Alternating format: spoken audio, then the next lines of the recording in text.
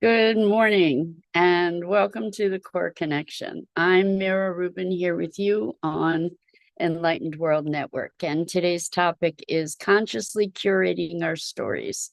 So, most of us, maybe all of us, have an ongoing narrative of life, circumstance, interpreting events, evaluating ourselves, evaluating others, and um, oftentimes this whole conversation exists just outside of conscious awareness. And the thing about it that is fascinating is that we then make determinations about, we live into our lives as if those stories are real, and half the time we don't even know what's going on. So that's what we're going to talk about today. Good morning, Rosalind. Welcome. It's great to have you joining us this morning, and welcome to everybody else who's here with us. We had a little bit of technical difficulty on the front end, so that's why we got started a little late this morning.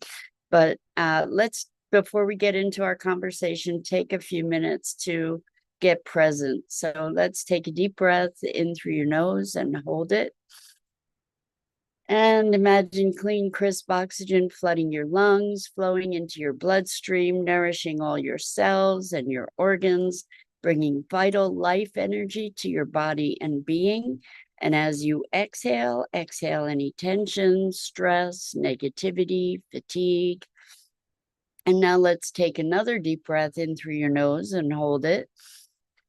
This time, imagine brilliant, bright light lighting you up from the inside out, illuminating, electrifying, and energizing all your cells, your molecules, your electrons, creating a brilliant beam of light and energy from your heart out into the world. And as you exhale, exhale any remaining tension, stress, negativity, fatigue. And now let's press our palms together. Vigorously rub your hands together to feel the friction, the temperature, the pressure, the motion, the tickling and tingling when you stop, and allow all those sensations to bring you present right here, right now, into this remarkable physical form that enables us to experience life. So today we're talking about consciously curating our stories. So what does it mean to curate? If we were to curate a museum collection, we would be caring for it. We would be selective about the things that we were displaying and how we would be displaying them, and elevating certain things and maybe minimizing others. And when we talk about curating our stories, it's not entirely dissimilar, where we get to bring our stories to our conscious awareness so that we can be more discerning about the stories that we tell, not necessarily to other people, but to ourselves. And I don't know if you've ever experienced this. I'm curious to know if you have, where you just become aware of a dialogue going on in your head, that you hadn't previously been aware of, and you weren't actively engaged in it. You weren't creating it consciously in any way. I Maybe that makes me very strange. I don't know, but that's something that has happened to me on more than one occasion, where all of a sudden I become aware that there's this chatter going on in my head that I wasn't aware of, and I don't even know where it's going. And it doesn't always necessarily have to do with what's happening externally. It's almost like picking up on a radio signal somewhere and getting this broadcast. It's bizarre. But anyway, what happens, I think, for most of us is that we do have this internal dialogue, and we do often not even know that that's happening. Like we're kind of blinded to it because there's such a constant stream of chatter in our minds. And these stories also that we tell ourselves, I mean, that's on the other than the conscious, it's out of our conscious awareness, but there are often times where we're telling stories in a very deliberate way, where we are trying to make sense of an event, for instance, or an interaction. We're reviewing something in our minds, and or we're upset, and we, as an example, driving when angry, where we'll make stuff up about other people who are driving in a way that might be undesirable to us, for example. But most importantly, the stories that I want to address are the stories that we have about ourselves and the world and other people that we interact with. And the thing that is so insidious about these stories is that they exist for us as true. So, for example, I'm sure there are a lot of examples like this, but in speaking with a client, they were talking about a circumstance that they anticipated was going to happen. And they had a certain level of hopelessness around that circumstance, and were saying it's never going to change. This situation is never going to get rectified, and this is how it's going to play out, and that's just how it is. And so the first thing to recognize is we don't know what's going to happen in the future. We may have a good sense of what the likelihood is that something will happen, but we truly do not know what is going to happen. And we create these projections of the future, typically based on the past. So we take our past, we make an interpretation of a current situation, and then we put that out in front of ourselves to step into and act as though that's the reality and that's the truth, where in fact we could just, and oftentimes those scenarios are negative. We could just as readily create a positive scenario to be living into. Again, it's a creation. So the stories are creations. Ultimately, there's no moment but the present moment, right? Yes, we can anticipate certain things that'll happen in the future, and we can make preparations based on those anticipations so that we're caring for ourselves. But then we get to live into those potentials in a way that allows the future to be fluid, because it is, right? That our preparations are creating maybe some safety for ourselves, literally or figuratively. But looking at the stories is a really important thing. So if we're caught in worry, for example, what is worry? It's negative projection carried forward into the future. So can we prepare for a potential future and not be at the mercy of worry? Yes, we certainly can.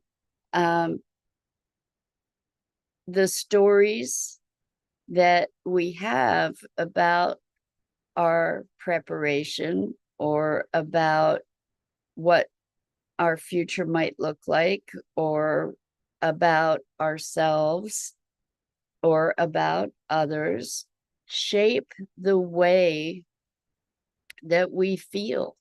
They shape our emotional response to things, which also shapes our physiology, because all emotions are accompanied by certain chemistry.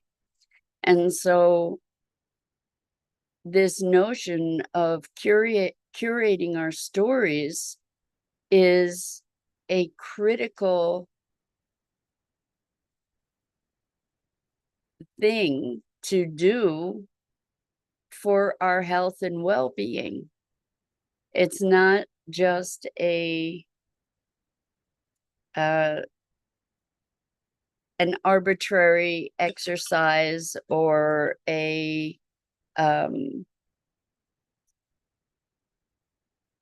nice to have kind of thing. It actually can literally affect our health and well-being. And so when we create a story about something that generates anger for us, that anger could motivate us to do something positive. It may spur us to action. But if we hold that anger, if we maintain that anger, what's going to happen is that it is going to physically affect us, because there are certain emotions attended by certain chemicals that work their way, chemistry that work their way on our bodies, and over time create dis-ease, right? So this is not a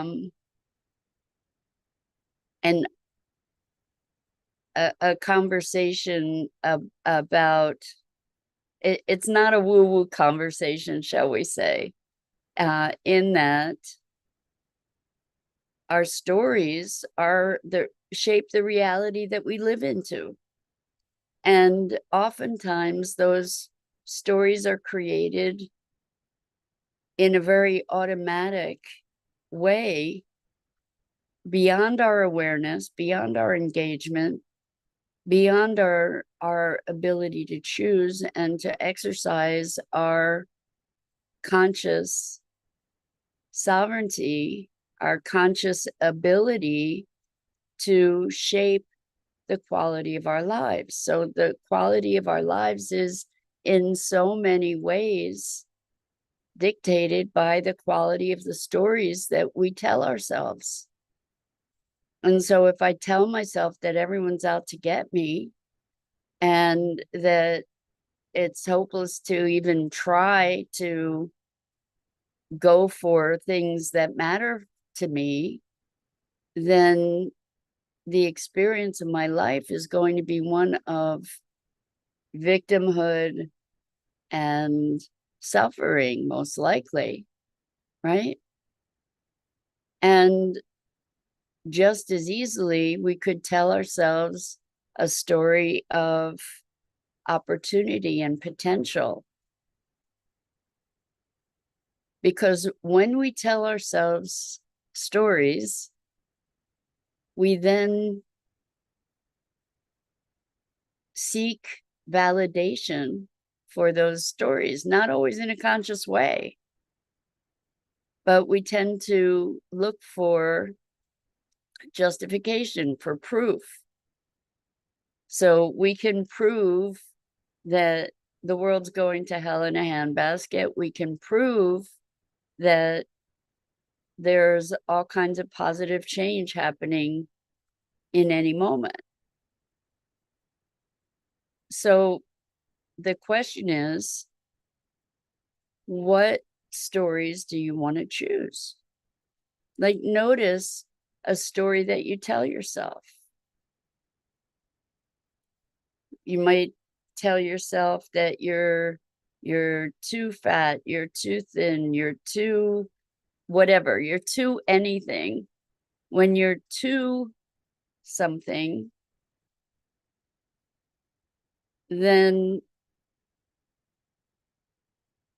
there's a sense of judgment that you're living under, that you're passing upon yourself, that is limiting you from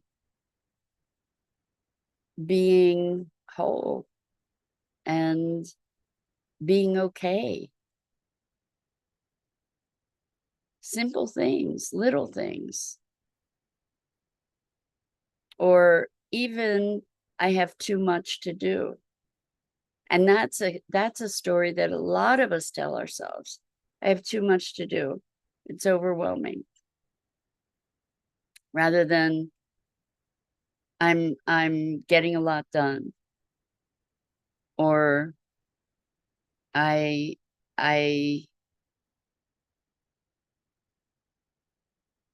am taking on all kinds of great challenges here. Or there are any number of ways that you could rewrite that story.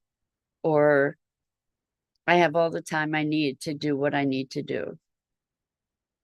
It feels different. If you can evaluate the detriment or benefit of a story that we have based on the way we feel when we speak it. You know, when I say I have too much to do, all of a sudden I start feeling overwhelmed and kind of hopeless, versus I have all the time in the world. I have all the time I need to get the stuff done that I need to do. And I can create flow for myself. It's a very different experience. So I invite you to look at a story. Now, the thing is that sometimes it's hard to recognize these stories because they just exist as is. They exist as if that's the reality. That's how life is. But I invite you to identify a story that may not be serving you. I talked the other day about recognizing the story that I had around having asthma or being asthmatic. And it's really interesting. I've noticed that since that recognition, I've actually had a greater ease in breathing.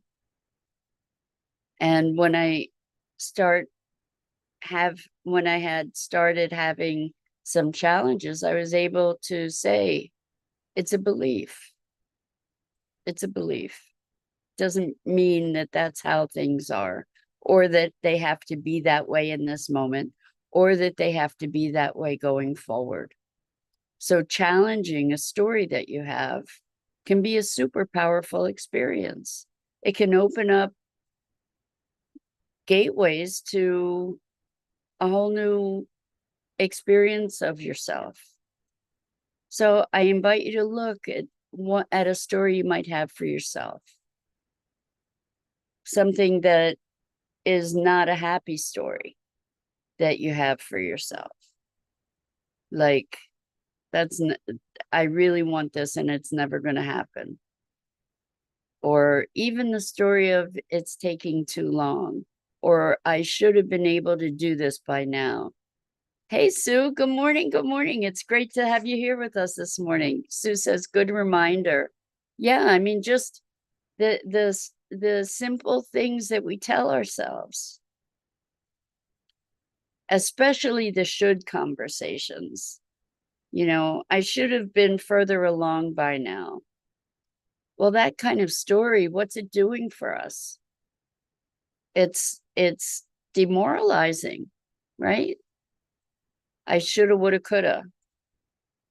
Looking at the past, I should have done this or that or the other thing. Well, so the thing is that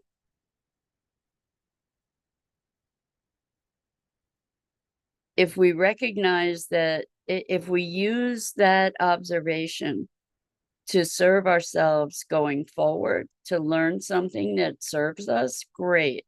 But if we keep in that cycle, it's the same thing with anger. Anger can prompt us into action. That can be a good thing, as long as we don't allow the anger to continue to consume us. The shoulda, woulda, coulda, maybe there was some regret about something. Great. If you can use that regret to transform your actions going forward, great. If not, let it go. Don't use the shoulda, woulda, coulda to continually beat yourself up. To use it as an opportunity for learning, and then it's a positive thing. And this is part of the curating our stories, is to recognize, some things only get a short show in the gallery, right? Some things we get to just say, okay, it was a limited I'm engagement, right? Okay, great. Limited engagement, shoulda, woulda, coulda. Okay, so next time I know I'll do it this way. Good. But continuing with that rumination only serves to be self-destructive. So being alert to our stories and then bringing a level of awareness and intentionality to them can be life altering. So that's today's invitation, that you look for a story that has been less than productive for you and find a way to retell it in a way that supports you in your intentions in your life. And that's it for this morning. I'm Mira Rubin. This is the Core Connection. And I go live here each weekday morning at 9 a.m. Eastern on the Enlightened World Network Facebook page and YouTube channel. And I invite you to please like, follow, and share Enlightened World Network and me. The links are in the description. And as always, it is my distinct privilege and pleasure to have the opportunity to share these musings on being human in these mornings together. So with much gratitude and appreciation, until next time.